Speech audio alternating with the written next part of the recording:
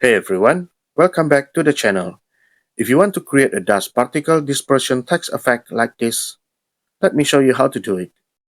First, I'll grab the rectangle tool and draw a rectangle that covers the entire canvas. I'll add a gradient color, light blue on one side and pink on the other. Next, I'll grab the artistic text tool and type dust. Then I'll change it to a thick, bold font like this. I'll scale it up a bit. Then I'll pick the Move tool to center it. Now let's change the text color. I'll apply a gradient, red on this side,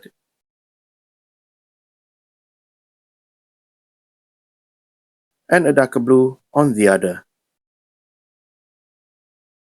After that, I'll press Ctrl J to duplicate the text layer.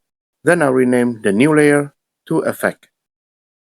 With the Effect layer selected, I'll go to Filters at the bottom of the Layers panel and choose Diffuse.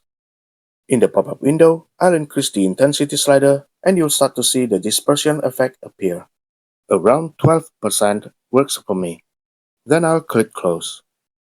Now I'll go back to the Layers panel, select the Effect layer, and click here to add mask. Then I'll grab the Fill tool and drag across the text like this. That's good enough for me. Next, I'll select the original text layer, add a mask to it as well, and drag in the opposite direction like this. And there we have it, our dust particle dispersion text effect. You can always tweak the intensity, gradient, or mask direction to match your design style. That's it for this tutorial. I hope you found it helpful. Thanks for watching, and I'll see you in the next video. Bye.